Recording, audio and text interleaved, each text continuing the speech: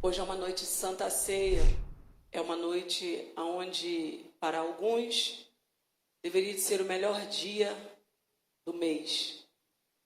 Hoje é um dia onde o teu coração deveria de ter muito temor por não, talvez, assentar-se à mesa. Hoje é um dia onde deveríamos pensar em tudo que falamos, pensamos, cometemos, agimos. E Deus colocou uma palavra no meu coração de muito temor, porque hoje nós vamos falar de temor. Hoje eu não vim pregar uma palavra para te animar, eu não vim pregar uma palavra avivalista, eu não vim pregar uma palavra que vai te empolgar, mas eu vim pregar uma palavra que é necessária para a igreja nesse tempo. Escute, Jesus está voltando. Ele vem buscar a sua noiva. Ele vem ao encontro da sua noiva. E pregar sobre o evangelho bíblico, porque eu não sei se existe outro, tem sido um grande desafio nesses últimos dias. Porque tudo que as pessoas querem ouvir não é a palavra. As pessoas querem ouvir direções, nortes para as suas vidas. Mas eu quero te dizer que a maior direção que você tem para a sua vida é a palavra como ela é. Sem acrescentação, sem muitas palavras eloquentes, sem tantas coisas rebuscadas. E eu tenho lido muito sobre os grandes avivalistas do tempo, da história, que marcaram as gerações. E eu gosto de ouvir principalmente os anciãos, que marcaram, que percorreram uma trajetória. E quando eu paro para ouvir algumas pregações dessas pessoas, desses homens que já não estão mais presentes, nós não conseguimos ouvir muitas coisas a não ser a palavra. Não existe nada nas pregações que sejam tão simples, tão puras, como apenas a palavra. Não tem nada de autoajuda, não tem nada que vá fazer com que as pessoas tenham prazer em parar para ouvir, porque não é nada relacionado ao indivíduo, mas ao próprio Cristo. E alguns conseguiram arrebanhar milhões e até bilhões de pessoas para ouvi-los. E eu me pergunto como alguns desses homens conseguiram encher um estádio em que as pessoas não tinham acesso à divulgação do que seria pregado, de que forma seria pregado, como que as pessoas ficaram tendo acesso a tantas coisas e como as pessoas paravam para ouvir 2 horas um homem pregando.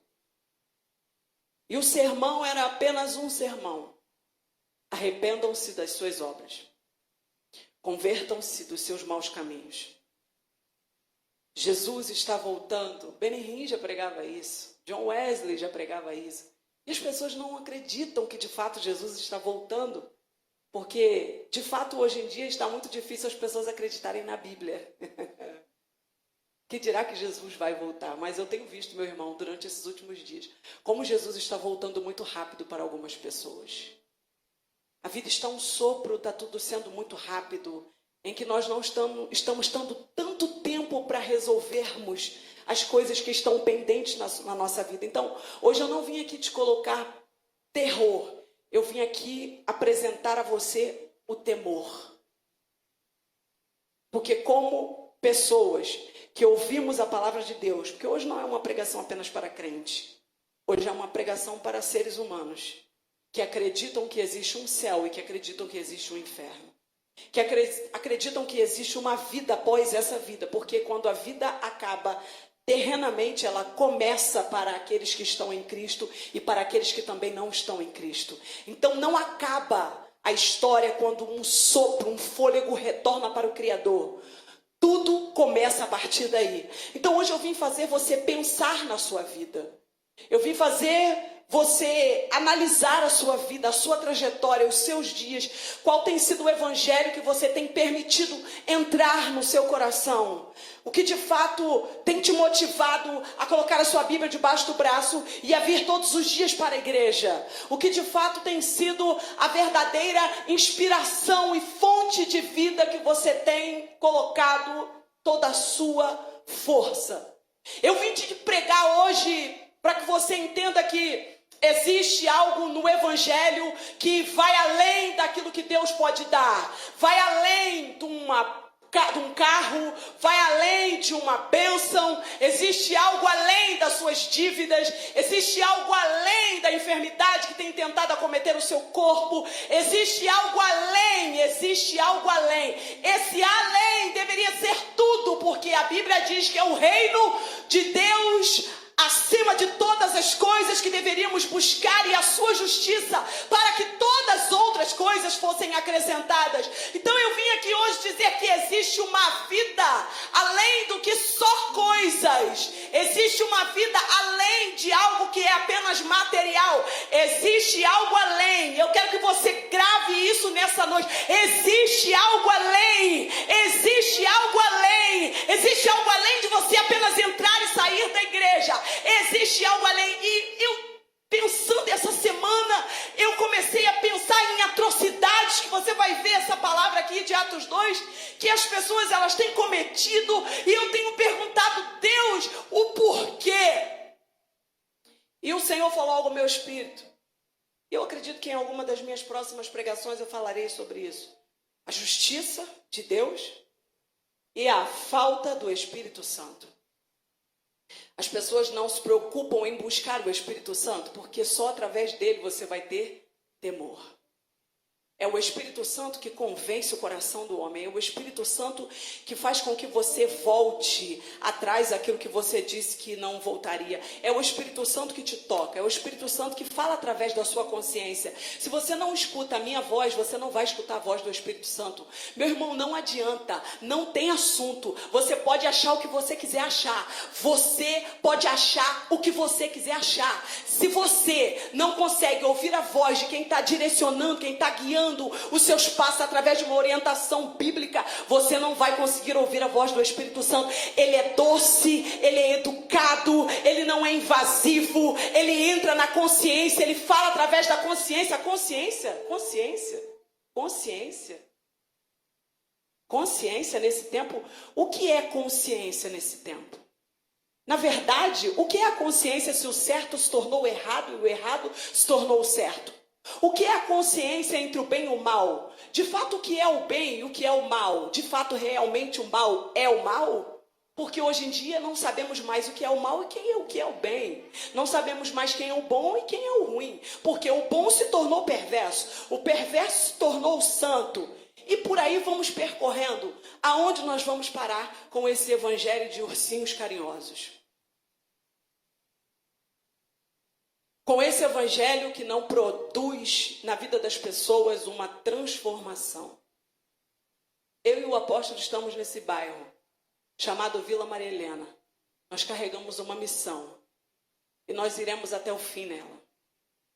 Por isso algumas pessoas não nos engolem, por isso não descemos na goela. Bem-aventurados sois quando vos perseguirem por causa do meu nome. Porque não somos melhores do que ninguém, pelo contrário, para muitos somos os piores na visão de muitos. Porém, uma coisa eu quero dizer para vocês: gastaremos e nos deixaremos gastar, porque esse foi o evangelho que Jesus pregou. Mataram Jesus, meu irmão. Acabaram com Jesus. Não mataram Jesus porque ele era ruim. Mataram Jesus porque ele era verdadeiro. Não mataram Jesus porque ele era um camarada que praticava coisas erradas. Mataram Jesus porque ele falava a verdade quando ele olhava no olho do indivíduo.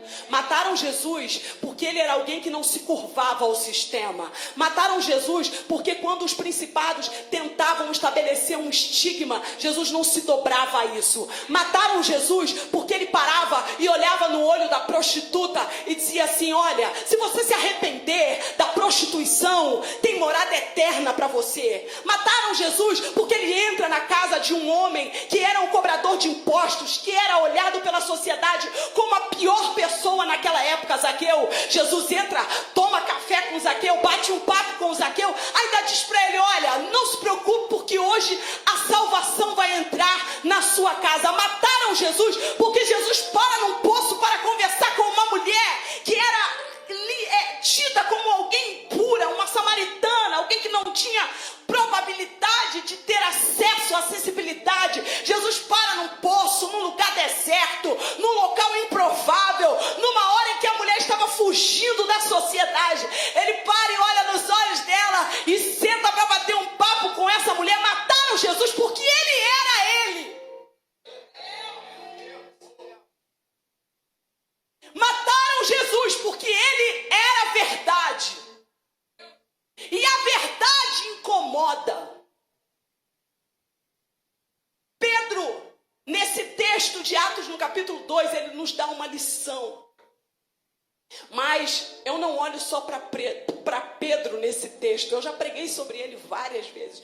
Mas hoje eu não consegui olhar para Pedro, eu consegui olhar para o povo. E é aqui que nós vamos correr dentro dessa palavra. Eu quero que você abra o teu espírito, porque eu sei que Deus vai trazer uma consciência hoje para alguns nessa noite. Possa ser que não sejam para todos, mas alguns sairão daqui com a sua consciência totalmente alterada. Não pela minha palavra, porque ela não é minha, mas pela palavra que transforma o indivíduo de dentro para fora. Atos, no capítulo 2, nos dá essa lição, a partir do verso 38. Eu te convido a ler na sua casa os 2 capítulos anteriores, para que você possa entender. Aqui estava acontecendo algo tremendo. Pentecostes. Havia sido um grande movimento, um derramamento do Espírito.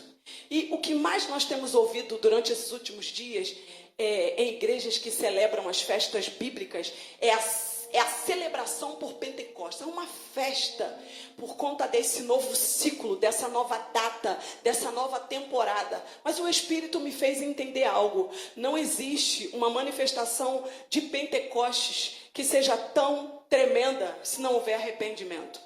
A presença de Deus pode estar em qualquer ambiente, mas se as pessoas não tiverem arrependimento, elas não perceberão que Jesus está no ambiente. A festa pode ser a mais linda, as palavras proféticas podem ser as mais poderosas.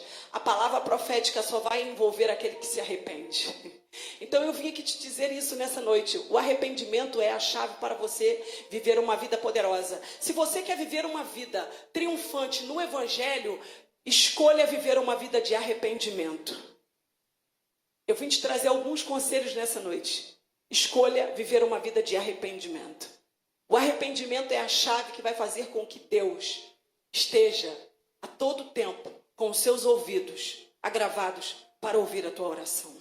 Arrependimento é a chave para tudo. Atos, no capítulo 2, verso 38, diz: E disse-lhe Pedro, arrependei-vos, e cada um de vós seja batizado em nome de Jesus Cristo, para perdão dos pecados. E recebereis o dom do Espírito Santo, porque a promessa vos diz a respeito a vós, a vossos filhos, e a todos os que estão longe, a tanto quantos Deus, nosso Senhor, chamar. E com muitas outras palavras isso testificava e os exortava, dizendo: salvai-vos desta geração perversa, de sorte que foram batizados os que de bom grado receberam a sua palavra. E naquele dia agregaram-se quase 3.000 almas. E perseveravam na doutrina dos apóstolos, na comunhão e no partir do pão e nas orações. E em toda a alma havia temor. E em toda a alma havia temor. E muitas maravilhas e sinais se faziam pelos apóstolos. Meus irmãos, aqui o cenário era um Pedro que estava pregando sobre algumas práticas que o povo havia cometido. Estava uma festa. Imagine um culto onde Deus derrama a presença do Espírito Santo. Um pula ali, outro é batizado com o Espírito Santo ali, outro roda aqui. Aquele culto glorioso, onde a presença de Deus enche o ambiente. O cenário era esse. De repente, Pedro ele começa a fazer um discurso. Porque algo acontece aqui. E Pedro, quando você começa a olhar esse texto, principalmente no verso 30 e 36, está escrito: portanto que todo Israel fique certo disso. Este Jesus, a quem vocês crucificaram, em outras versões vai dizer, esse Jesus a quem vocês mataram, Deus o fez Senhor e Cristo. E parecia um cenário duro, uma conversa dura. Mas Pedro, ele tinha que ser duro para uma realidade dura. Foi necessário que Pedro fosse duro. Por quê? Porque Pedro precisava quebrar aquela realidade, que era uma realidade dura, as pessoas estavam endurecidas. Pedro não ofendeu. E aqui a gente começa algo interessante. Se a realidade e se as coisas que você tem escutado têm sido coisas duras da parte de Deus vindo ao seu encontro, você não pode se ofender. Você precisa se alegrar. Só que a geração da pregação dos ursinhos carinhosos, eles são doidinhos, porque eles não podem ouvir nada que eles julguem um pouco mais duro. Pedro não ofende. Pedro fala uma realidade. Então existe uma diferença entre a ofensa e uma realidade que o indivíduo está enfrentando. E Pedro, ele entra exatamente em um cenário. Isso aqui foi tremendo, porque você tem que voltar ao capítulo 38. Ele entra exatamente num cenário. Que cenário? Ele entra num cenário da conspiração. Quando Pedro, ele se levanta em alta voz, é quando um cenário de conspiração, quando um cenário de dedução começa a acontecer. Por quê? Porque só discerne as coisas do Espírito quem está no Espírito. O povo estava totalmente tomado pela presença do Espírito, então alguém começa a levantar uma bola. E Pedro olha e diz assim, vem cá, vocês estão perdendo a noção? Não é isso que está escrito não, tá? Mas é mais ou menos isso. Vocês estão perdendo a noção? São 9 horas da manhã, não tem ninguém bêbado. Por que você acha que Pedro falou isso? Porque as línguas inflamadas, venenosas, estavam de fora, sem se... Porque todo aquele que não se envolve com o Espírito tem a tendência a atacar aquilo que ele não entende. Quem está como Mical, olhando da janela, tem a posição privilegiada para acusar, para caluniar, para difamar. E ali eles estavam numa posição privilegiada, porque eles estavam de fora da presença, do derramamento, eles estavam longe da manifestação, e aí começa alguém, olha lá, deve estar todo mundo bêbado. Aí Pedro olha e diz, bêbado? São 9 horas da manhã, agora já que vocês começaram a suscitar palavras duras, vocês têm que estar prontos para ouvirem aquilo que precisam. Se vocês falam de homens e mulheres de Deus, que a essa hora da manhã estão bêbados, estão prontos então para ouvir quem vocês são.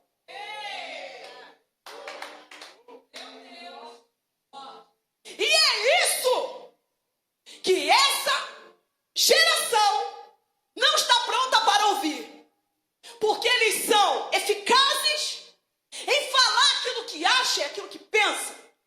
Mas quando alguém se posiciona prontamente para dar a resposta que ele precisa ouvir, ele diz, mas isso não é um pastor, isso não é um crente, isso não é um fulano, você é convertido não? Isso é postura que você tem? Pedro olha e diz, espera aí, vamos conversar uma conversa. Então, vocês estão falando desse povo? Esse povo não. E aí ele vai. Se você voltar ao capítulo, você vai ver. Pedro falando muitas coisas. Ele diz, olha só, não tem ninguém bêbado, são 9 horas da manhã, vocês estão falando o quê? Agora, me permita compartilhar um pensamentozinho com vocês. Aí ele vai lá em Atos 2, 23. Ele diz assim, ó, Deus, por sua própria vontade e sabedoria, já havia resolvido que Jesus seria entregue nas mãos de vocês. Aí você imagina, Pedro olhando para aproximadamente 3.000 almas. Eu acredito que tinha mais, porque mulheres e crianças não eram contadas nessa época. Então eu acredito que tinha muito mais gente. Pedro olha e fala assim, então, vocês mesmos o mataram por mãos de homens maus que o crucificaram. Vocês querem falar de gente que está bêbada? Vocês querem falar de bebida sendo assassinos? Vocês querem apontar o quê? Olha para a sua vida. Olha para o que vocês fizeram. Porque hoje em dia as pessoas gostam de apontar você, né? Elas gostam de apontar-nos. Mas elas não olham sua própria vida. Sabe o que o povo está precisando nesse tempo? Tomar conta da sua vida.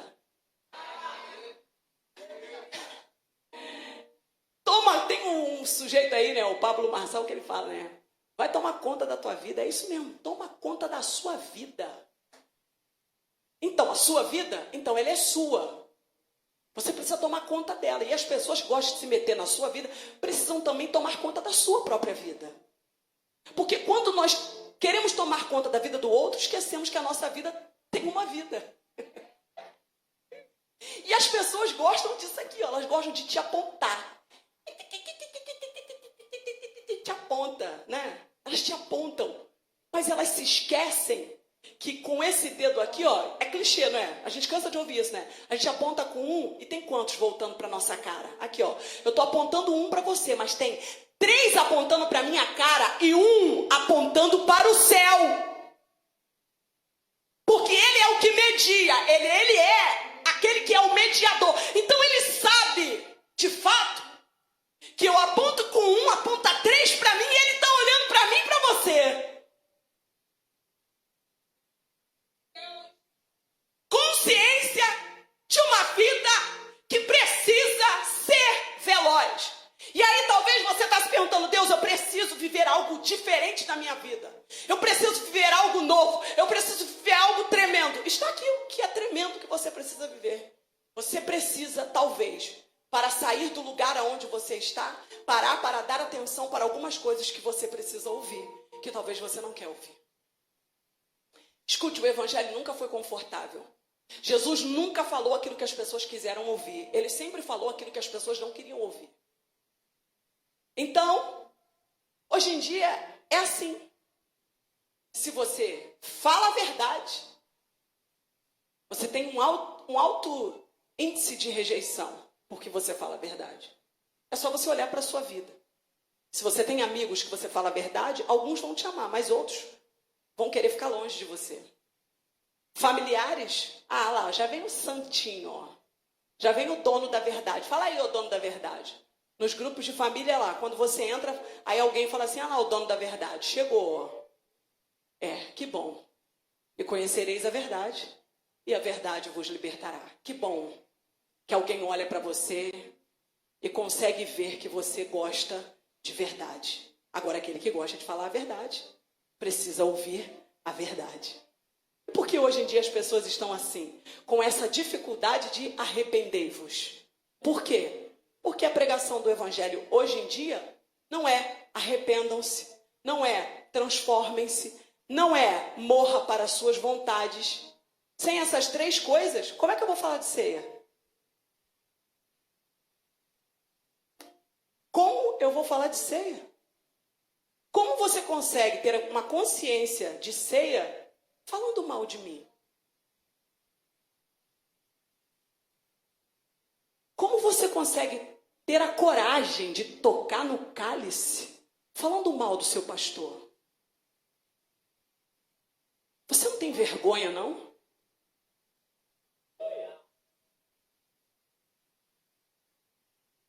Eu hoje não vim pregar uma palavra para você se agradar.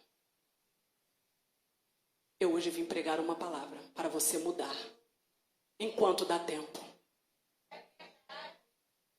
Como pegar no cálice da ceia, conspirando contra o seu irmão, conspirando contra pessoas que só te fazem o bem. Como pegar na Santa Ceia, no cálice da ceia, se ontem a sua consciência de pecado continua mais viva e mais forte hoje. Antigamente, quando pecávamos, havia um temor. A ceia, alguns anos atrás, quando eu me converti, ela começava 7 dias antes do dia da ceia. 7 dias antes, nós começávamos a nos prepararmos, nós começávamos a nos consertar, nós começávamos a nos arrepender das nossas práticas, nós começávamos a olhar para aquele irmão que nós havíamos falado mal dele, sabe? Era constrangedor, mas era necessário. Nós começávamos a matar a nossa carne, nós começávamos a nos... Quando chegava nesse dia aqui, ó, As reuniões, muitas das vezes, precisava que as portas fossem fechadas. Porque tamanha era a glória. E as pessoas que estavam do lado de fora, talvez não conseguiam entender o que estava acontecendo do lado de dentro. Isso era a ceia. A presença de Jesus era notória. Não tinha orgulho, não tinha eu. Do menor ao maior, todos se quebrantavam. Do menor ao maior, todos desciam. Sabe, nosso coração tremia. Quando o anjo do Senhor passava no meio da igreja, as nossas pernas tremiam. Sabe, havia algo que acontecia na congregação. A presença de Deus era algo notório. Agora, hoje é dia de Santa Ceia, as pessoas não se preocupam nem em vir ao culto. Eu não vim aqui dizer o que você deve ou o que você não deve. Eu vim aqui dizer para você que a sua consciência precisa mudar dessa ceia para a próxima. Pedro disse: vocês mataram Jesus. Vocês querem falar do quê? Mas por quê? Pedro era assim. Porque Pedro, ele teve um professor que era excepcional. Ele foi discípulo de Jesus. E eu fiquei me perguntando, por que Jesus amava tanto o pecador? Eu vou repetir. Por que Jesus amava tanto o pecador? E todas as vezes que você vai ler os evangelhos, você encontra um Jesus que, quando ele se para com um fariseu, ou com um religioso, ou supostamente, eu vou trocar nas palavras, tá? Um cristão, ele fala assim: raposas, filha amada, o que você quer que eu te faça? Eu comecei a olhar esse tratamento que Jesus tinha com o pecador. Não é com o pecado, porque todas as vezes que Jesus se encontrava com um pecador, a primeira coisa que Jesus falava na cara do pecador era o pecado que ele estava cometendo. Lembra da mulher? Então, esse marido aí que você tem, então, ele não é seu, né? E tu tiveste mais alguns que também não eram seus. Esse é. Então, e aí? Mas o que tu quer para a tua vida? Jesus levava o pecador a uma consciência. Agora, o que é muito tremendo nisso aqui é porque normalmente quem peca sabe que peca. Quem peca sabe que peca. Ele tem a consciência de algo que ele cometeu. Por isso, Jesus dava atenção ao pecador, mas não se detinha na presença de um hipócrita. Todas as vezes que Jesus passava no meio do farisaísmo, ele só passava. Ele não dava atenção. E quando ele dava, ele falava em parábolas, trocando em miúdos. O problema é seu, se você vai entender ou não. Meu assunto não é com você, mas e você, mulher? O que você quer que eu te faça? Você olha para um fariseu, Jesus conta uma história para ele que ele fica cri, cri, cri, cri, cri. Porque todo fariseu é cheio de verdade, principalmente das suas próprias verdades, porque eles são os donos da verdade. Todo religioso é assim. Nada penetra nele, nada entra nele, nada consegue tocar o coração dele. Por isso a igreja está desse jeito. Por quê? Porque o farisaísmo que está implementado no corpo de Cristo. As pessoas, elas não conseguem ter um coração tocável, quebrantado. E quando Jesus, ele para dar atenção a um fariseu, a um hipócrita, ele tem uma única missão. Qual é ela? Confrontá-lo. Você não precisa acreditar no que eu estou falando. Leia a Bíblia. Ele não para bater um papinho doce. Ele dizia assim: fulaninho, mas vamos entrar aqui numa conversa. Vamos chegar num denominador de um entendimento. Não. O que vocês querem? Pedro falou: o que vocês querem? Vocês estão falando de homens e mulheres de Deus? Assassino que vocês são? Vocês querem que tipo de assunto? João Batista, né? quando ele vem pregando, o arrependimento, ele diz, raça de víbora não, raça de cobras.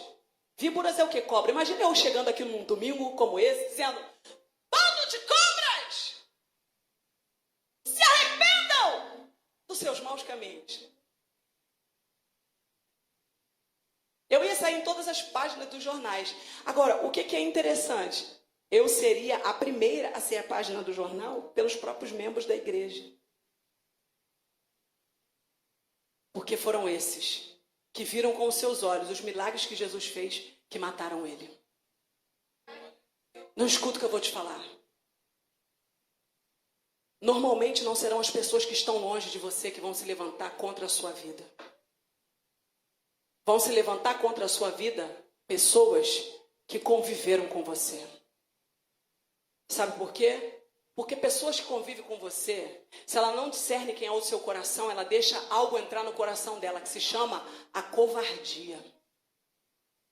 A covardia é você se aproveitar de uma fraqueza humana para fazer disso uma força para você atingir alguém que você julga intocável. Você já reparou que as pessoas que talvez te decepcionaram não foram as pessoas que não conheciam a tua história? Foram pessoas que conviveram com você, foram pessoas que tiveram acesso à sua intimidade, foram pessoas que ouviram as tuas conversas, foram pessoas que souberam dos sonhos do seu coração, dos desejos que você tinha. Então, essas pessoas são as que saem para jogar o teu nome lá do lado de fora. Mas de Deus, ninguém zomba. Pedro, ele diz, olha, se vocês querem experimentar algo, vocês precisam, primeiro, se arrepender. Arrependimento. Depois que vocês se arrependerem, não basta só isso. Sejam batizados. Para quê? Para perdão dos seus pecados. Batizados batismo faz parte da cruz.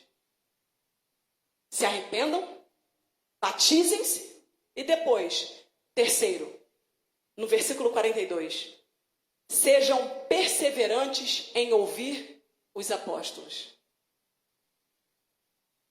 Sejam perseverantes, vou repetir. Sejam perseverantes em ouvir os apóstolos. O que ele estava querendo dizer? Sejam perseverantes em serem ensináveis. Porque o que vai fazer com que a sua vida mude é quando você sabe que você tem que ter a necessidade de ser ensinado. Porque se somos ensinados, evoluímos.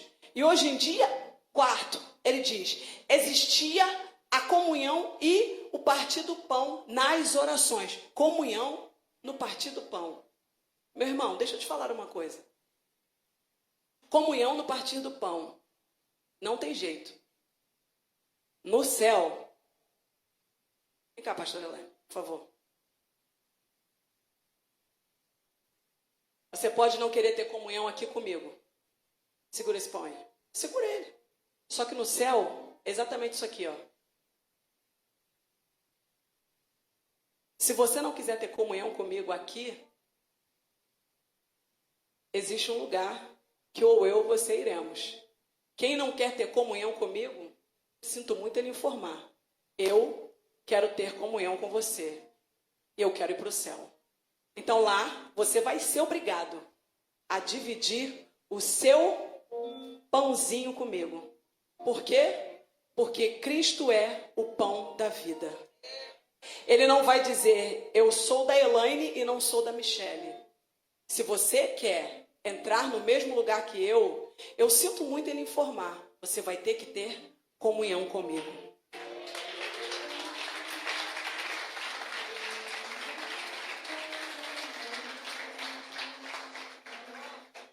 Agora, por que está faltando arrependimento hoje em dia? Porque não existe temor. O que significa temor? Temor não está ligado a medo. Temor está ligado a sentimento de profundo respeito. Isso é temor. Quando eu tenho temor, eu tenho respeito. Respeito? Tudo que não existe hoje. Você já reparou? Respeito? Respeito com o mais velho? Respeito? Respeito com uma senhora? Respeito com uma mulher grávida? Respeito com um pai? Que dirá respeito com um pastor? Respeito? Aonde está o respeito? Não existe. Temor.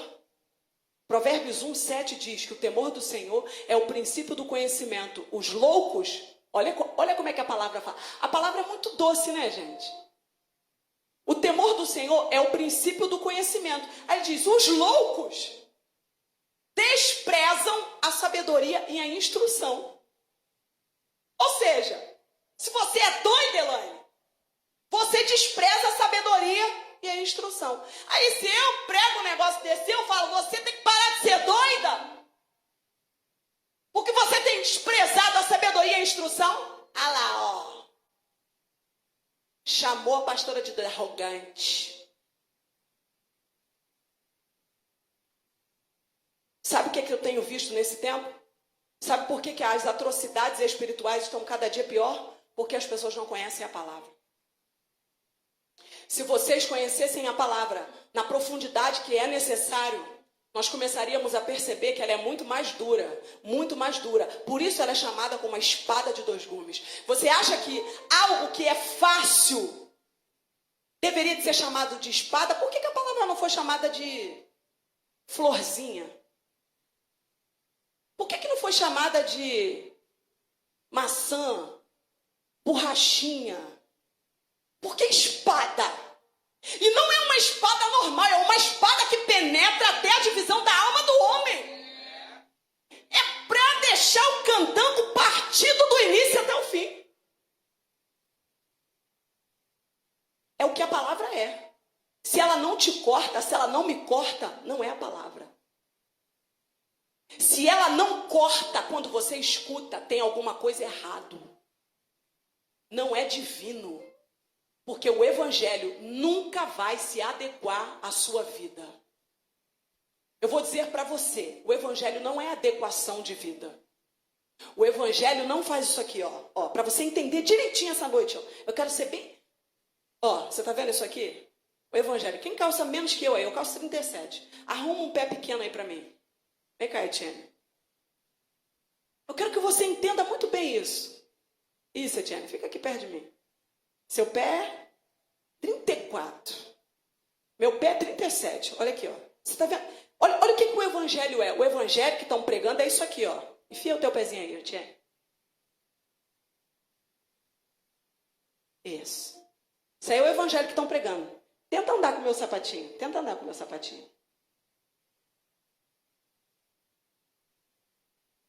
Vocês estão vendo como que as pessoas estão andando? Assim, ó. A todo tempo estão prontas para tropeçarem. O evangelho que deveria nos de ser apresentado é esse aqui, ó. Desconfortável. Desconforto.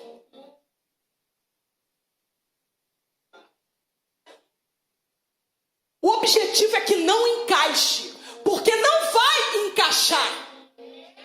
Não vai adequar. Se está adequando, está errado.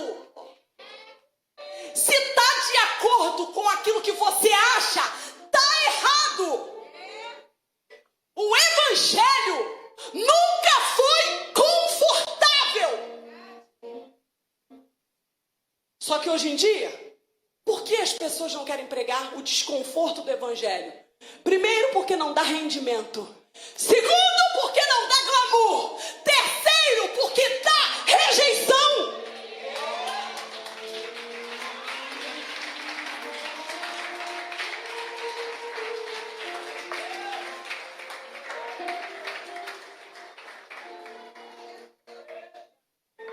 Por isso, podem nos rejeitar.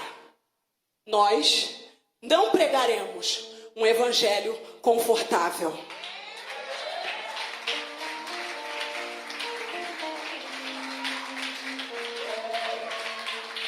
Você não vai ouvir nessa igreja um evangelho de conforto. Porque eu quero te dizer, a porta é estreita.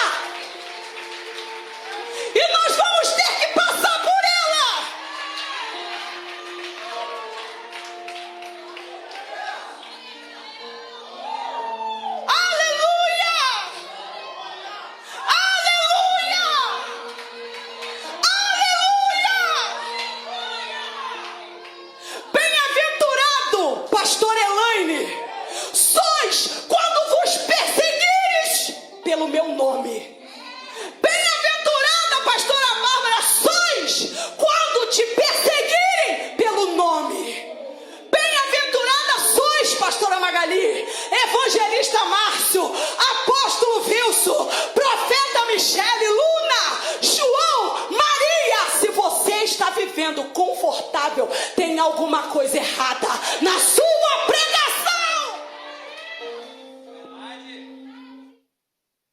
O evangelho é mudança de direção. O evangelho é arrependimento de temor. É arrependimento, mas é temor. O evangelho que vai fazer com que você experimente, sabe? Eu creio em uma igreja que vai viver um grande avivamento como nunca visto no planeta Terra.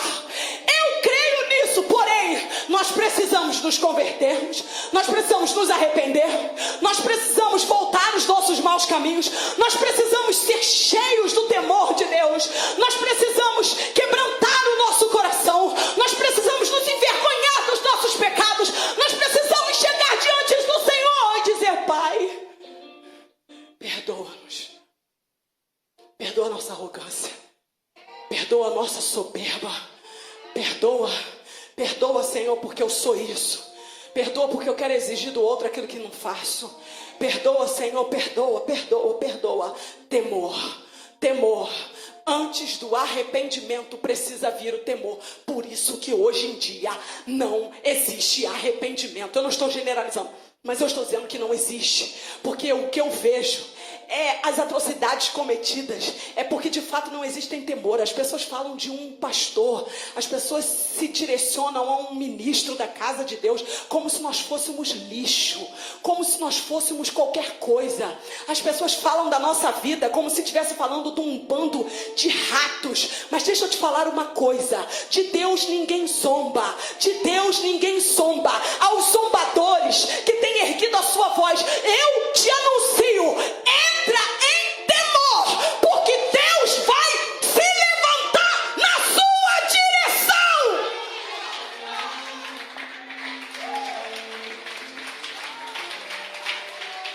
Na minha época, quando alguém tentava falar de um pastor, dizíamos: irmão, em nome de Jesus, resolve a tua vida para lá, vai para lá. Por quê? Porque ele vai resolver a vida dele com Deus. Quer um conselho daqui para frente? Quando começarem a falar de pessoas erradas para você, diga: ei, não quero ouvir falar de um homem de Deus. Eu estou falando de um pastor aqui porque é uma figura de autoridade, mas existem irmãos aqui que são de outras igrejas. Seja qual for a nomenclatura, seja um homem ou uma mulher de Deus, seja uma pessoa que você nunca viu na sua vida, não sentencie a vida de alguém sem que você conheça a história dessa pessoa, porque você pode estar tocando na menina dos olhos de Deus. Temor. Pedro diz: olha, vocês precisam entender o seguinte: se vocês se arrependerem, a coisa vai começar a mudar de rota. Por quê? O arrependimento vai te conduzir ao céu. Porque sem arrependimento não há mudança de obras. Como é que você para de praticar aquilo que é errado se você não se arrepende? Como é que eu paro de praticar aquilo que é errado se eu não me arrependo? Eu preciso ter uma consciência de arrependimento. Só que antes disso eu preciso ter temor, ok? Estão me entendendo? Se eu vou praticar algo até que eu me arrependa, primeiro vem o temor. Eu penso primeiro, então me vem o temor. Cai sobre mim o temor. Olha, isso aí é algo que não é correto diante dos olhos de Deus. Se eu tento mais uma vez, ou se eu acidento-me nessa condição, vem então o arrependimento, em que eu vou mudar a minha vida completamente, porque eu preciso entender que arrependimento é mudança de direção. Então escute o que eu vou te dizer. Não houve diferença no que Pedro fez e no que Judas fez. Pedro negou Jesus, Judas o traiu. Vocês estão comigo? Mas qual foi a diferença que houve aqui nessa situação? Pedro se arrependeu, Judas se encheu de remorso. Escute o que eu vou te falar.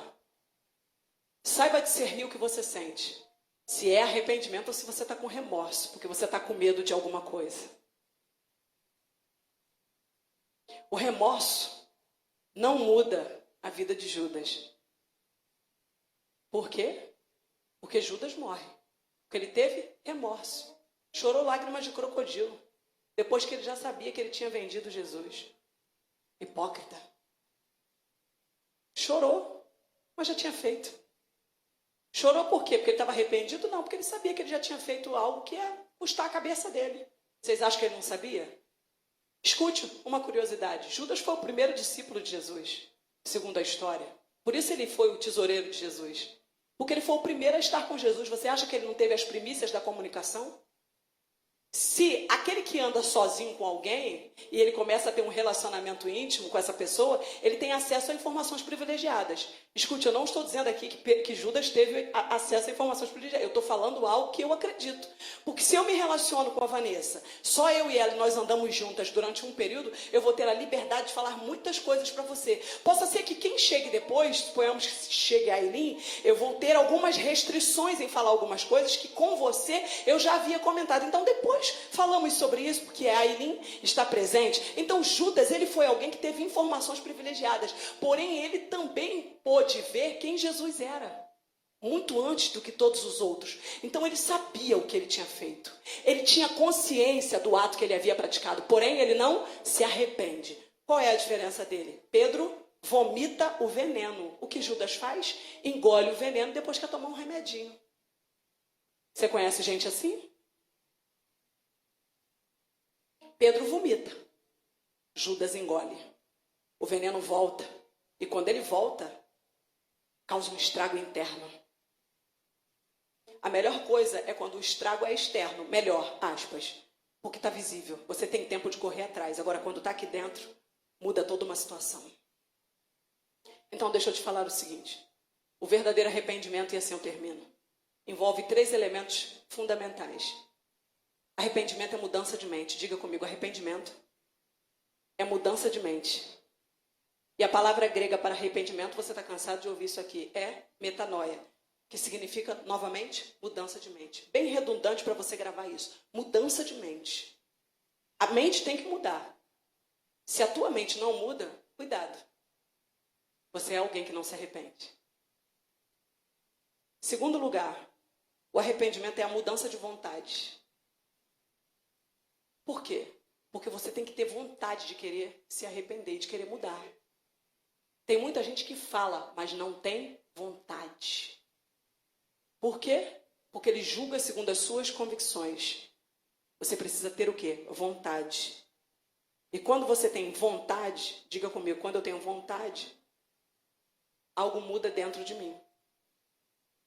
Porque o arrependimento não é só intelectual, ele também é um sentimento emocional. Não é só intelecto. Se fosse o intelecto, seria fácil. Mas ele também é emocional. Então, quando você se arrepende, não pode ser apenas no seu intelecto. Tem que também ter sentimento. E sentimento envolve o quê? Vontade. Se você não tem vontade, nada muda para você. Ou você sai daqui hoje dizendo, Deus, eu preciso ter vontade. É como perdão, meu irmão. Eu preciso ter vontade. Eu nunca falei isso aqui. Eu já passei algumas coisas na minha vida. Mas eu vou fazer uma pergunta para você, só quem já passou por isso talvez vai poder me responder ou se responder internamente. Como que você tem vontade de perdoar quem te abusou? Como que você perdoa alguém que te abusou? Que te tocou ilicitamente? Que maculou a sua inocência? Se você não pedir a Deus para Ele colocar no seu coração vontade para perdoar essa pessoa, você nunca vai perdoar. Vontade. Então, alguém me tocou. Eu não consigo, profeta. Eu entendo o que você está falando. Eu sei perfeitamente o que você está falando. Só que o foco dessa pregação não é essa. O que eu faço? A primeira coisa que eu quero que você faça é sair daqui dizendo, Deus, eu não tenho vontade. Confronte-se com a verdade que está dentro de você. Existe uma verdade que está dentro de você. Você não consegue negar, porque ela é a verdade que está dentro de você. Então, o que você tem que fazer? Dizer, Deus, eu não tenho vontade, mas eu preciso. Eu não tenho vontade de amar a pastora Elane, mas eu preciso. Eu não tenho desejo de amar a Amanda, mas eu preciso. Me dar vontade. Quando você começa a ter vontade, pedir a Deus vontade para algumas coisas, o que começa a acontecer? Algo começa a mudar de dentro para fora e as coisas começam a acontecer. Então, para que haja arrependimento tem que haver vontade. Sem vontade não tem mudança de mente. Está entendendo? Por que tem gente que não muda? Porque ele não tem vontade de mudar. E não adianta. Quem não tem vontade de mudar não vai mudar. Não vai mudar, porque o camarada não tem vontade. Se ele tiver vontade, mas não tiver força, a coisa já muda de figura. Mas se o cidadão não tem vontade de mudar, só você orando para que Deus coloque no coração dele desejo de vontade. Está comigo aqui? O verdadeiro arrependimento atinge a sua vontade. Quando você diz, Deus, eu não tenho vontade, mas eu preciso, o arrependimento começa a te tomar de dentro para fora. Vem um sentimento de temor, ele cai. Ele traz a consciência. Porque você começa a olhar, não desde a perspectiva do que o inimigo está te mostrando, mas você começa a olhar desde a perspectiva que Deus está te dizendo. Então vem o arrependimento. Quando o arrependimento começa a mexer de dentro do seu interior, lá dentro do seu interior, você começa a perder algumas vontades. Entendeu? Você entendeu? Eu não consigo parar de fazer isso. Por que você não consegue? Porque se você não consegue parar, você precisa pedir para que Deus afete a sua vontade. Como é que a sua vontade ela vai ser afetada? Desde uma outra perspectiva. Quando você começa a se arrepender. Quando você começa a se arrepender, o Espírito Santo te possui. Quando ele te possui, você começa a perder a vontade. E ainda que em algum momento você encha a boca para algo que não é lícito, automaticamente vem o temor. Você para e pensa, não posso. Vem o temor. Ali há uma batalha na sua consciência. Se é algo que você não pode ingerir, vem uma batalha na sua consciência. Porque algo acontece de dentro para fora. Vem um temor. Você não fica com medo, você sente temor. Automaticamente você sente constrangimento, você fica arrependido. E o arrependimento que você sente automaticamente afeta a sua vontade em não ter vontade. Está comigo? Então diga comigo, Senhor, hoje, nessa noite de Santa Ceia, atinja a minha vontade para algo que talvez eu não quero, mas que seja necessário. Por último, eu não tenho tempo, eles eram perseverantes em ouvir os apóstolos, em ouvir os ensinamentos, os bispos em outras traduções, os pastores, seus pais. Eu não sei quem é que você vai colocar aqui dentro dessa nomenclatura, mas eles eram perseverantes. Aqui está se referindo aos homens de Deus. Eles eram perseverantes em ouvir os apóstolos. E aí, hoje, essa geração não quer aprender. Você já reparou? Você marca um estudo, ninguém vem, aspas, ninguém, né? As pessoas não querem aprender. Aprender? Não quero. Não são ensináveis. Você já reparou que para tudo eles têm uma resposta? Eu nunca estive diante de uma geração tão nova e que tem resposta para tudo na vida. Nem eu que estou com 43 anos ainda não consigo ter algumas respostas que às vezes um fedelho que mal saiu das fraldas diz para mim que tem resposta. Olha que eu estou com 43. Às vezes eu me deparo numa sinuca de bico. Tem um fedelho que olha para mim e ele tem resposta para tudo. Como é que ele consegue? O que ele acessou? Qual foi o livro que ele acessou que eu ainda não acessei? Me apresenta esse livro aí, porque eu estou querendo ter as respostas que você tem. Porque hoje em dia as pessoas não são ensináveis. Você quer ensinar e as pessoas não querem aprender. Nós temos aprendido o seguinte, meu irmão, o que eu passei no meu casamento com o Wilson. Se você quiser aprender... Se você for ensinável aos novos casais aí que pretendem se casar, vocês não têm a necessidade de passar. Porque se vocês quiserem aprender algumas coisas, nós temos para ensinar. Não é porque somos os donos da verdade, é porque vivemos coisas que vocês não viveram. E quem disse que porque vocês não viveram, vocês têm que viver? Não. Vocês não precisam passar por sofrimento. Vocês não precisam, se vocês pararem, para serem ensináveis. Vocês não precisam passar por algumas coisas se vocês ouvirem o conselho da sua mãe em casa, do seu pai, de alguém que é sábio, de um ancião que é sábio, de alguém que tem um cabelo branco que está querendo te ensinar. Seja ensinável, escute, mas eu já escutei isso, escuta 10 vezes, escuta 20 vezes, porque se está sendo incisivo o discurso, significa que você está sendo meio surdo. Se está sendo incisivo o discurso, significa que você está tendo dificuldade de entender, então você precisa ser ensinável. Seja ensinável, ninguém perde por ser ensinável. Até com quem você julga que não tem nada para te ensinar, ele vai te ensinar ao que não fazer. Então seja ensinável. Eles querem ensinar os pais, querem ensinar os professores, querem ensinar os pastores e às vezes querem até ensinar o próprio Deus. A Bíblia tem que ser atualizada. Quem que me garante que essa parte da Bíblia é real? Eles querem ensinar o próprio Deus. Por isso essa geração está tão degladiada. Mas hoje, Deus escolheu essa noite para nos arrependermos. Hoje é uma noite de arrependimento.